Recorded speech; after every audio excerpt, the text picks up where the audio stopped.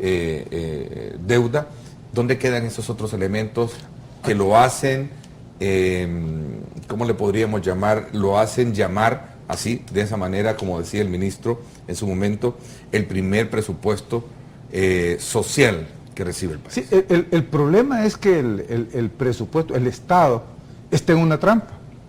Y si no se sale de esa trampa, dejando a un lado el modelo neoliberal, no tiene salida, porque los han aceptado, con el acuerdo que se hizo con el Fondo Monetario Internacional, honrar la deuda aún a costa de que no se pueda invertir como se debe invertir en lo social.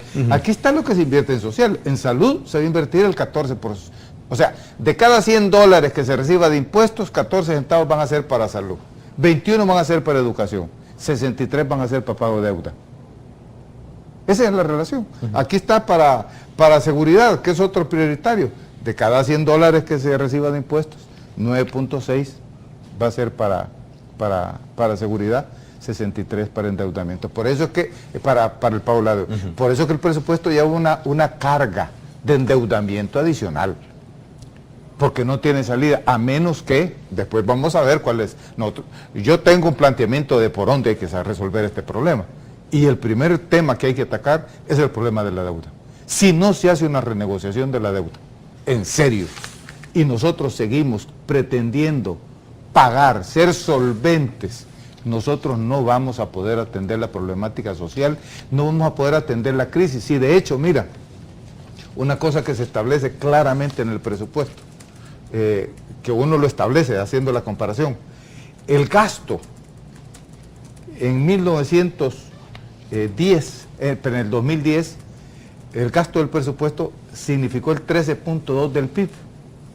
En este presupuesto que viene, el gasto solo significa el 12.4%, al quitarle lo que se paga de deuda. Cuando tú le restas la deuda, es que el problema está en la deuda y en el problema tributario. ¿Qué es lo que pasa? Que el Fondo Monetario lo que dice, sí, usted vea cómo le hace, pero usted pague la deuda.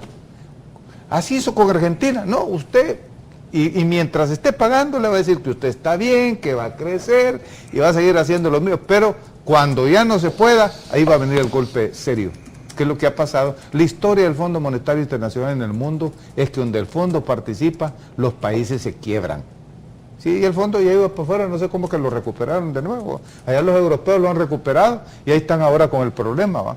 ¿Le están haciendo caso al Fondo Monetario los europeos? Claro, están castigando a la sociedad, a los sectores medios, a los sectores obreros, porque es sobre ellos recargan, porque su objetivo es que se pague la deuda. Entonces, la salida a su criterio es cambiar el modelo económico y recuperar la identidad monetaria, y las cosas van a cambiar. Y renegociar la deuda. No, hay otras medidas, yo tengo un planteamiento. O sea, ¿verdad? Nosotros tenemos que renegociar la deuda, tenemos que recuperar el colón. Sinceramente tenemos que hacer a un lado el aspecto ideológico y tenemos que negociar con Venezuela la factura petrolera para que nos dé liquidez. Nosotros tenemos de dónde sacar liquidez, tenemos que cambiar el problema dispositivo. Mira, te voy a adelantar y después lo discutimos en detalle. Claro. Los activos que manejan las transnacionales y las empresas del gran capital en este país que tienen 100 trabajadores de más, totalizan 23.000 millones de dólares. Los activos. Nosotros deberíamos de poner un impuesto a los activos, porque el impuesto sobre la renta lo evaden a través de diferentes mecanismos. Si ponemos un 5% de impuestos a los activos, a los 23.000 millones de dólares que tienen de activos las grandes empresas de este país, estoy hablando de las empresas transnacionales y las empresas que tienen 100 o más trabajadores, solo ahí el Estado podría tener un ingreso directo, que no es posible evadirlo, porque sus activos están declarados en sus balanzas y todo, y son totalmente auditables. Ahí el Estado podría tener un ingreso de mil, ¿cuánto? Por aquí lo tengo, de 1.000 y fracción millones de dólares. Solo ahí. Pero claro, ¿qué es lo que se está proponiendo y se está previendo? Quitemos los subsidios. Los subsidios no son el problema de las finanzas públicas. El problema de las finanzas públicas es la deuda. Los subsidios, es más, en este país, la fuente básica de los ingresos del Estado son los impuestos indirectos, el IVA y los impuestos específicos. Entonces, quien paga los impuestos aquí fundamentalmente es el pueblo salvadoreño, los hogares. El 50% del impuesto sobre la renta que recibe el Estado más o menos viene de los trabajadores, lo que te descuentan mensualmente.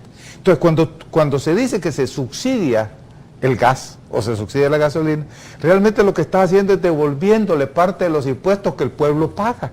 No le está dando nada el Estado.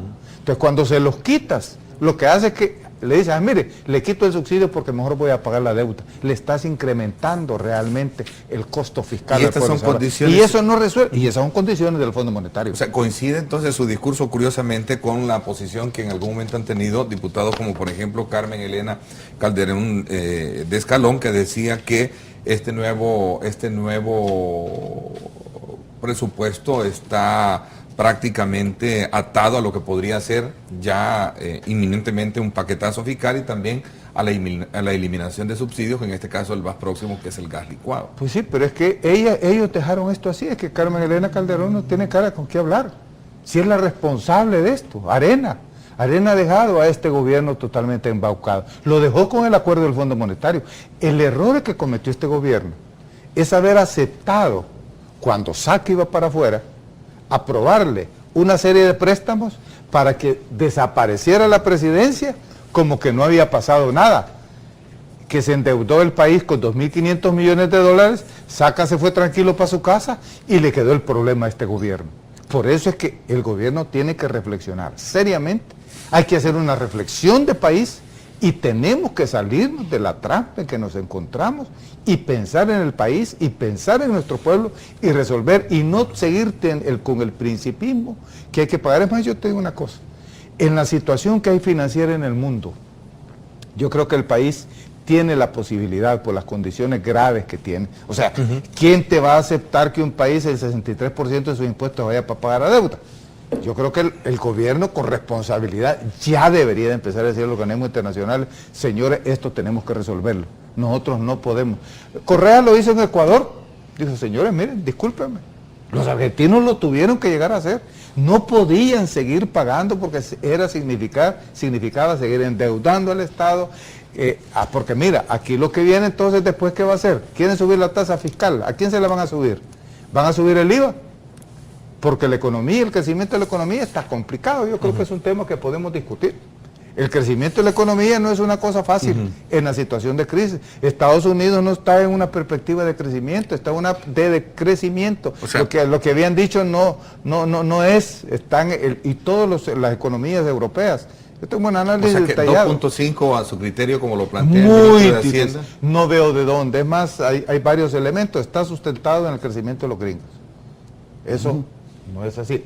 Está sustentado en que las exportaciones van a crecer más que las importaciones. Eso estructuralmente, seriamente hablando como economista, no es posible porque mira, la elasticidad de crecimiento de este país está más relacionada con un crecimiento de las importaciones que las exportaciones, porque somos un país maquilero. Nosotros fundamentalmente importamos todo. Entonces hay un problema serio. Nosotros tenemos que hacer una reflexión como país. Si no resolvemos el problema de la deuda, si no resolvemos el problema fiscal, que no se le siga grabando a la gente, que la empresa asuma la responsabilidad fiscal, que hasta ahora no la ha asumido. Ellos dicen que sí, pero no, y que inviertan.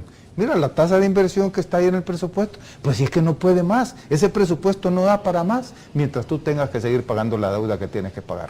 Por eso es que, para mí, ahí está el marco, la discusión. Ok, bueno, ya esos elementos nos dan pie, Claudio, para que también tú puedas tener elementos, en igual términos también, tus posturas con relación a este tema. Mira, primero que nada, igual que Salvador, quiero hacer una declaración. Yo soy asesor de la fracción de Arena, igual que lo soy de otras empresas, y yo no hablo ni tengo nada que ver cómo piense o lo que decía el partido de Arena. Queriendo desligar esta mañana. No. Desligar. Lo que pasa es que te lo dijimos antes y tú no nos hiciste caso, pero bueno. No, yo simplemente lo puse en calidad de los cargos que tienen. No. Pero bueno. Lo hablamos antes, llegamos a una cosa y después hiciste otra, pero bueno. Dime. Entonces, volviendo a esto, indudablemente hemos tenido una crisis mundial, las finanzas públicas se deterioraron por la crisis mundial fundamentalmente, lo dice el presupuesto aprobado el año pasado para este año. lo dice el Banco Mundial, el Fondo Monetario, BID, todos los organismos mundiales lo dicen, Banco Central de la Unión Europea, etc.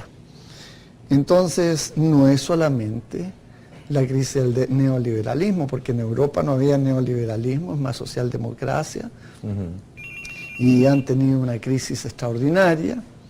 Y si nos vamos al otro extremo, tenemos que Cuba está quebrada prácticamente, ni siquiera le paga a los que le importan, lo que importan ellos, así que es bastante delicado eso, y países como Brasil, Chile, que son más neoliberales que otra cosa, están saliendo muy bien. Y el mismo Panamá aquí con crecimiento del 7%. Luego tenemos que la deuda de El Salvador en 1989 era 42% del PIB. El 2008 la deuda es 39% del PIB, y se preocupa mucho el Fondo Monetario del Banco Central porque en el último año solamente se pasó de 39 a 49% del PIB. Y como muy bien decía Salvador, esto se debe a que la Asamblea Legislativa actual le ha aprobado todos los créditos habidos y por haber ya la fecha. Lo aprobado anda en el orden de 15 a 16 puntos del PIB. Y eso es una cosa bastante fuerte lo que se está recibiendo en este momento.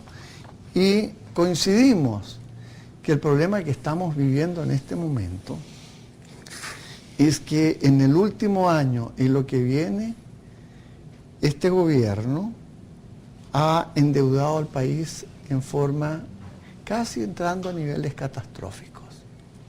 Yo recuerdo cuando Salvador, con muy buena posición, y coincidimos en eso, él señalaba que no era posible que nos endeudáramos más de 40%, ¿te recuerdas, Salvador? Y tiene razón, es decir, uno se puede y se tiene que endeudar, como lo hace cualquier familia también, pero lo tiene que hacer hasta un nivel en que se sienta en condiciones de poder pagar. Ahora, cuando uno ve los documentos del Banco Mundial, Fondo Monetario, todos ellos, me permito leer parte de los documentos porque es interesante. Dice el documento del Fondo Monetario que está firmado por las autoridades salvadoreñas, es decir, no es esto algo que haga el Fondo Monetario independientemente. Yo trabajé 13 años con el Fondo Monetario y muchas veces las autoridades nos decían a nosotros como economistas, mire, queremos hacer tal cosa, póngalo ahí. Y después el fondo recibe las respectivas críticas. Pero dice aquí, la estrategia fiscal está llena de riesgos y poco espacio para desfases. No se espera que el equilibrio fiscal previsto para 2010-2012 resulte en una significativa reducción de la deuda. La preocupación de Salvador es válida y para todos. Aquí estamos hablando seriamente. Yo soy menos político que él lo hace más con pasión política, yo lo hago más con pasión técnica. Y dice, las autoridades reconocieron estos riesgos, pero creen que empujando un esfuerzo fiscal más ambicioso, que es lo que está pidiendo Salvador, podría poner en peligro el consenso político para una consolidación fiscal. Incluso hablan muy fuertemente, y esto está escrito, la planificación de la reforma de los subsidios de la energía eléctrica debería proveer un espacio para aumentar el gasto en infraestructura, seguridad, programas sociales, incluyendo educación, y termina diciéndoles, el FMI aplaude las intenciones de las autoridades de estimular el gasto en inversión, el cual ha quedado rezagado en 2010. Salvador, se le aprobaron los recursos y se han desfasado. Ahora, también coincido con Salvador que la situación es extremadamente preocupante. Fíjate que las proyecciones que hacen estas instituciones es que en el mejor de los mundos, ya te voy a decir qué es lo que significa y le voy a explicar a ustedes, en el mejor de los mundos, la deuda pública quedaría en el orden de 42-45% el 2015. Pero cuando uno toma la línea media, porque ese es el mejor, el más bajo es el mejor en este caso, cuando toma la línea media estamos hablando